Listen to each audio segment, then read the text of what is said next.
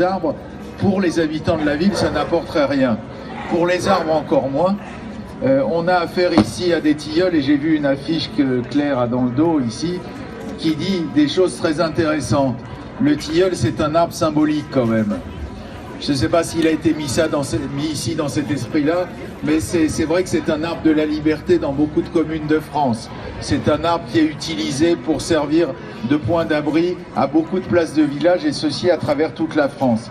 Et donc, pourquoi aller enlever des arbres comme cela? Alors, l'argumentation qui m'a été donnée, je ne le retiens pas du tout. J'ai eu une réponse, très aimable d'ailleurs, très courtoise, je dois le reconnaître, ce qui est déjà une bonne chose, parce que d'habitude, quand on écrit, c'est rare d'avoir des réponses. Là, j'ai une réponse de la municipalité qui m'a dit « Comment on risque de les abîmer ?»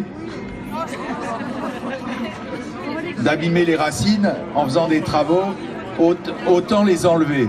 Alors là, j'ai un petit peu de mal à saisir la logique de l'affaire.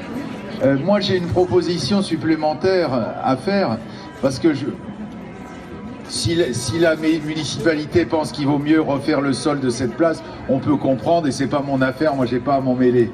Mais par contre, quitte à refaire la place, autant mettre en valeur ces arbres qui font partie du cadre de vie, et autant peut-être, je vous ajoute cet argument-là, je crois que je ne l'ai pas vu dans votre argumentaire, faire un petit peu de place aux racines du tilleul, ils s'en porteront mieux, c'est-à-dire là ils sont très serrés, profiter des travaux, très bien, faire des travaux, très bien, respecter les tilleuls et améliorer la vie des habitants, mais aussi la vie des tilleuls. Ces tilleuls, ils ont été plantés il y a, pour les plus anciens, une 50aine d'années peut-être à peu près, de cet ordre-là. Ils n'avaient rien demandé à personne. C'est les hommes qui les ont mis là pour le bien-être des hommes. Et puis 50 ans après, on va dire bah maintenant on vous enlève parce que vous ne nous servez plus à rien. Je pense qu'aujourd'hui, au début du 21e siècle, on ne peut plus raisonner comme ça. Il faut vraiment faire en sorte que les arbres et les hommes vivent en commun et se respectent les uns les autres.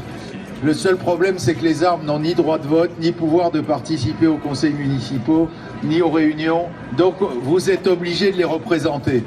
Et vous jouez ce rôle-là, je pense que c'est aussi simple que cela.